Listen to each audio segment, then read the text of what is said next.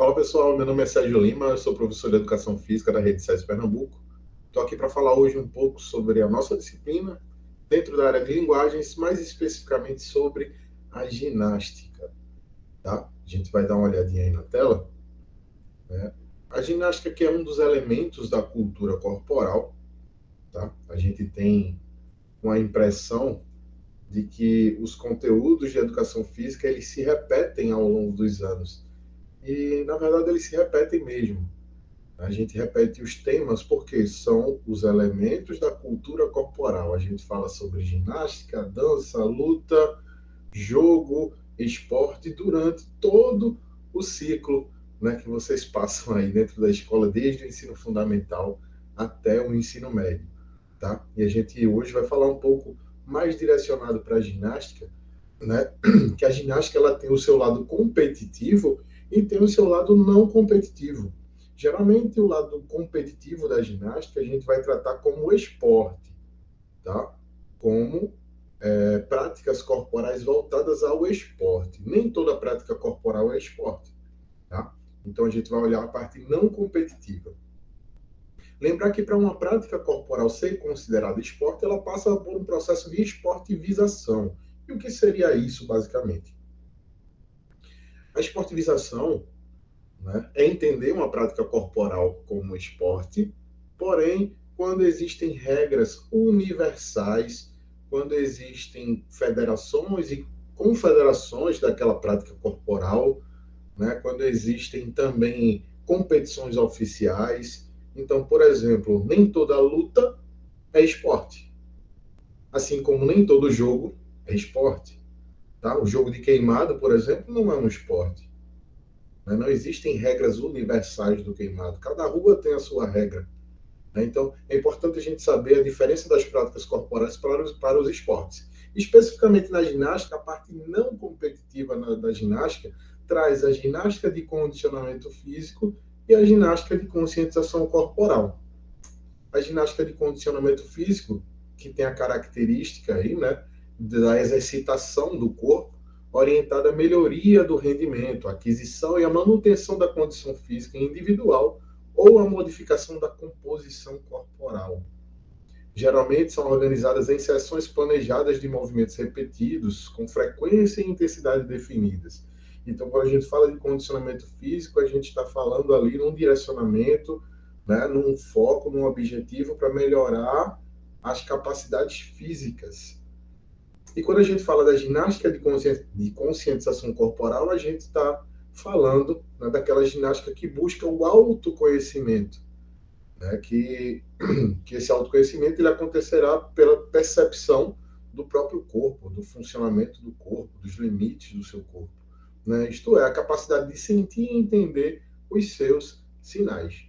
Tá? Então, ginástica de condicionamento físico, ginástica de conscientização corporal é a parte não competitiva na ginástica. Está mais voltado para um entendimento da ginástica como atividade física, certo? Atividade física que é diferente de exercício físico. São dois termos bastante utilizados e que muitas vezes a gente confunde os conceitos, as definições.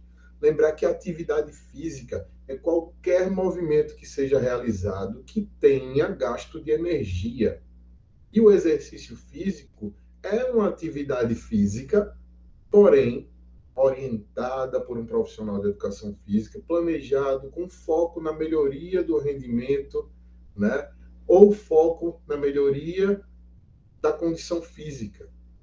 Tá? Então, quando a gente fala da ginástica e condicionamento físico, quando a gente vai falar exatamente sobre isso, a gente está mais voltando para o treinamento, melhoria de capacidades físicas através do treinamento. É exercício físico, certo? Na tela aí vocês estão vendo exemplos de atividades físicas. Então não precisa colocar um tênis, colocar uma meia, colocar um tênis e ir numa praça para fazer uma atividade física. Qualquer movimento que a gente faça com o corpo e gaste energia é atividade física. Logicamente que a gente não vai varrendo a casa e emagrecer, porque não é o objetivo. Tá? Então, quando a gente fala de melhoria de um condicionamento físico ou de composição corporal, a gente está falando de exercício. Tá certo? A atividade física é uma coisa, exercício é outro. né? Então, atividade física é um conjunto maior, a gente está falando de coisas maiores, né? Qualquer movimento que seja feito, uma caminhada para ir para a escola, é uma atividade física, não é um exercício físico, ok? Lembrar, atividade física, qualquer movimento que eu faça que tenha gasto de energia é diferente do repouso. Exercício físico é uma atividade física antes de tudo, porém uma atividade física planejada, orientada e com objetivo. Esse objetivo, logicamente, melhoria do condicionamento físico ou composição corporal, tá? Então vamos lá. Quando a gente fala de atividade física, também uma coisa muito cobrada no Enem é a falta dessa atividade física. O que é que ela provoca? Primeiro, lembrar que a falta da atividade física é considerado um comportamento sedentário, né? Então, sedentarismo é a ausência da atividade física, né? Que resulta num gasto calórico reduzido, ou seja, pouco movimento, viver uma vida com pouco movimento. Outro fator de risco, né, que também é muito associado ao sedentarismo, é a obesidade. A obesidade que é uma doença crônica caracterizada pelo excessivo acúmulo de gordura corporal. Então, uma coisa que é interessante a gente diferenciar é que quando a gente fala de sedentarismo, a gente não está falando de alimentação, a gente está falando de atividade física. Então, um indivíduo sedentário é um indivíduo com pouca ou baixa atividade física na sua vida. A gente não está falando de um indivíduo que se alimenta mal, um indivíduo que não faz atividade, que não faz movimento, que não tem movimento. Tá certo? Então, é bom a gente sempre diferenciar para que o entendimento ele não mude o foco. O foco é a atividade física, certo?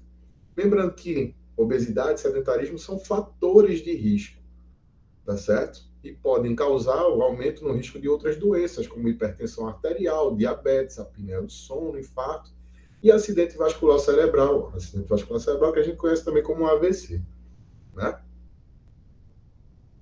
Bom, vamos tentar resolver algumas questões ou ver algumas questões de que forma a atividade física, a ginástica de condicionamento físico é cobrado no Enem. Como é que a gente enxerga isso dentro das provas do Enem?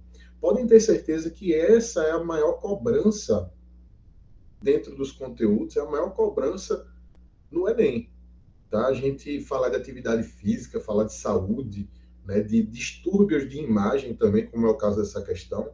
Lembrar uma coisa, gente, antes de tudo. Quando a gente fala de saúde, a gente não fala só da saúde física. Lembrar que saúde é uma condição humana, né, é uma percepção de bem-estar da parte física, da parte mental e da parte social. É uma junção de coisas. Tá? Então, quando a gente vai falar de qualidade de vida, muitas vezes a gente associa a atividade física, mas a qualidade de vida também está associada a uma boa alimentação, tá associada a viver em um ambiente social legal, né? Outras coisas mais. A atividade física é apenas um desses componentes, tá bom? Vamos dar uma olhadinha nessa questão, como eu falei, é uma questão que foi de 2019, do Enem, mas que lá em 2009 a gente teve uma questão parecida também. Então, é uma questão que já apareceu duas vezes, não custa nada a gente dar uma atenção especial para ela, né? Então, é essa questão voltada para os distúrbios de imagem. Vamos lá. No Brasil, a disseminação de uma expectativa de corpo com base na estética de magreza é bastante grande e apresenta uma enorme repercussão, especialmente se considerada do ponto de vista da realização pessoal. Em pesquisa feita na cidade de São Paulo, aparecem os percentuais de 90% entre as mulheres pesquisadas que se dizem preocupadas com seu peso corporal, sendo que 95% se sentem insatisfeitas com seu próprio corpo. Isso é um texto aí de 2001. A preocupação excessiva com o peso corporal pode provocar o desenvolvimento de distúrbios associados diretamente à imagem do corpo, tais como, vamos dar uma analisada aí, anorexia e bulimia, vamos ver, ok? Ortorexia e vigorexia, não sei o que é ortorexia, mas tenho ideia do que é vigorexia, vamos segurar aí. Ansiedade e depressão. Ansiedade e depressão não são distúrbios de imagem, né? São distúrbios aí que tem a ver com a saúde mental, né? Então, a saúde psicológica, vamos dizer assim. Então, vamos deixar aí né? Dá um tracinho aqui. Sobrepeso e fobia social? Não. Sedentarismo e obesidade? A gente conversou aí, mas não tem a ver com distúrbio de imagem. Vamos lá, anorexia e bulimia. Anorexia e bulimia. Bulimia, acredito que vocês lembrem, bulimia, pessoa que come e força, né, colocar esse alimento para fora. Então, é um distúrbio aí associado à imagem, ok? Né? Anorexia tem a ver aí com a falta de apetite, né? O não se alimentar. Então, a letra A cabe. A ortorexia, gente, a ortorexia seria aí um excessivo cuidado com a alimentação, tá? Então, não é com comer coisa saudável. Então, não tem a ver diretamente com um distúrbio associado à imagem, tá? Vigorexia, sim. Vigorexia é o excesso de atividade física, né? É aquela pessoa que é forte, mas quer ficar mais forte, mais forte, mais forte, e treina, treina, treina, treina, treina. É o excesso, tá certo? Então, a gente está falando aí da letra A, que é a resposta correta dessa questão. Anorexia e bulimia são os distúrbios associados diretamente à imagem do corpo.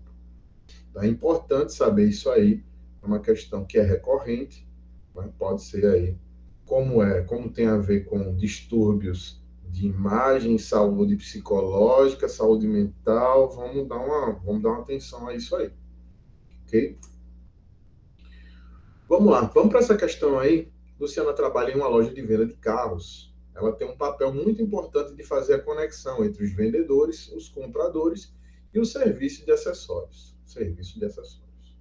Durante o dia, ela se desloca inúmeras vezes da sua mesa para resolver os problemas dos vendedores e dos compradores. No final do dia, Luciana só pensa em deitar e descansar as pernas. Na função de chefe, preocupado com a produtividade, e com a saúde e a satisfação dos seus funcionários, a atitude correta frente ao problema seria: vamos lá, vamos lembrar aí do problema. Ela trabalha numa loja de venda de carros, ela é responsável ali por fazer conexão entre vendedores, compradores, serviços de acessórios. Né? No final do dia, a Luciana está cansada. Então, vamos lá, vamos analisar isso aí. Qual seria a atitude correta frente a esse problema? Propor a criação de um programa de ginástica laboral, né, dentro aí da jornada de trabalho. Gente, ginástica laboral é aquela ginástica dentro do trabalho, aquela ginástica de pausa, tá? Então, é interessante, seria interessante, né, já que a gente tem aí, chega no final do dia, a Luciana tá, né, que só pensa em deitar e descansar as pernas. Então, há um acúmulo aí de atividades durante o dia, né? Atividade física, talvez, durante o dia. Vamos analisar as outras questões. Sugerir a modificação do piso da loja? Não, né? Afirmar que os problemas de dores nas pernas são causados por problemas genéticos? De maneira nenhuma. Letra D. Ressaltar que a utilização de roupas bonitas e do salto são condições necessárias para compor o bom aspecto da loja? Não. Escolher um de seus funcionários para conduzir as atividades de ginástica laboral em intervalo de 2 em 2 horas. Bom, a gente sabe que ginástica laboral ela precisa ser orientada, né? Uma ginástica, um programa de exercícios precisa ser orientado. Atividade física, exercício físico. Exercício físico precisa ser orientado por um profissional, tá? Então, propor a criação de um programa de ginástica laboral seria interessante, né? Lembrar, né? Aproveitar essa questão aí, né? Letra A, para chamar a atenção de que a ginástica laboral é essa ginástica dentro do trabalho. Acredito que vocês vão estar bem próximos aí de encontrar esse tipo de ginástica, por estarem aí próximos ao mercado de trabalho, né? Daqui a alguns anos no mercado de trabalho. Né? Então, a ginástica laboral chama a atenção aí para esse tema especificamente, que é uma modalidade de ginástica de condicionamento físico. Tá certo? Então, letra A, a resposta aí dessa questão. Na terceira questão, a gente vai ver aí a perda de massa muscular é comum com a idade, que é um textinho, né? Porém, é na faixa dos 60 anos que ela se torna clinicamente perceptível e suas consequências começam a incomodar no dia a dia. Quando simples atos de subir escadas ou ir à padaria se tornam sacrifícios. Quando a gente começa a perceber que a idade ela tem uma consequência aí de incômodo, né? Então, esse processo tem o nome sarcopenia. Essa condição ocasiona a perda de força e qualidade dos músculos e tem um impacto significante na saúde. Vamos lá, gente. Vamos analisar aí e fazer uma relação com o que a gente conhece lá da biologia. Sarco tem a ver com músculos, tá? Tem a ver com músculo. E penia seria perda, tá? Então, sarcopenia, perda de músculo, né? Então, a gente tem a perda de força, logicamente. Se a gente está falando de músculo, a gente está falando de força. Então, a sarcopenia é inerente ao envelhecimento, mas seu quadro e consequentes danos podem ser retardados com a prática de exercícios físicos, cujos resultados mais rápidos são alcançados com o ou a. Vamos lá, vamos analisar. Hidroginástica. Será que a gente tem um ganho? A gente está perdendo músculo. Né? Sarcopenia, perda muscular, de força, da qualidade ali dos músculos. Se a gente está perdendo, será que a hidroginástica é uma boa atividade para a gente fazer? Talvez. Vamos deixar a hidroginástica de lado. Alongamento. Alongamento. Não, alongar a gente está só explorando a capacidade de flexibilidade do músculo.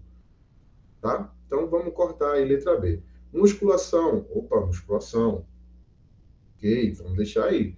Corrida. Não, né? Corrida, a gente está só, talvez, forçando um pouco mais o músculo, vai encontrar o resultado, porém, vai demorar um pouquinho mais. Dança serve como atividade física, mas talvez para esse problema a gente não tenha solução. Né? Então, vamos analisar a hidroginástica e a musculação. E corrida, onde é que a gente vai ter o resultado mais rápido? Na musculação, a gente está trabalhando diretamente o uso da força. Né? Então, se a gente está perdendo força e na musculação a gente está trabalhando para ter mais força, acho que a gente encontrou a resposta correta. Encontrou aí na letra C a resposta correta. Onde é que a gente vai ter resultado mais rápido? É isso que pede a questão. O resultado mais rápido vai ser conhecido lá na musculação. Vai ser encontrado, alcançado na musculação. Pode ter na hidroginástica? Pode, mas pode demorar um pouco mais.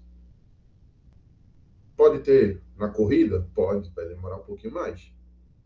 Tá? Então, musculação, resposta aí correta, letra C. Bom, é isso, pessoal. Espero que tenha ajudado. Para falar a verdade, as questões não são difíceis. Elas precisam que a gente tenha um conhecimento técnico um pouquinho elevado em algumas situações, mas nada muito específico. É bom a gente sempre saber do que se trata para que a gente responda mais rápido e ganhe tempo até para fazer as outras questões da prova. Na prova do Enem, recheada aí de questões.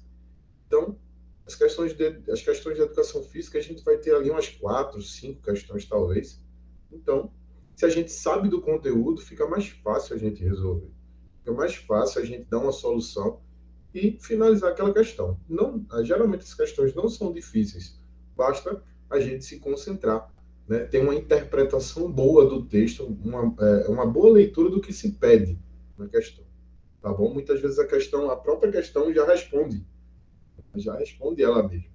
Tá? Bom sempre a gente ler com atenção, ter um cuidado na hora de responder. Tá certo? Um abraço para todos, fiquem bem e até uma próxima. Tchau, tchau.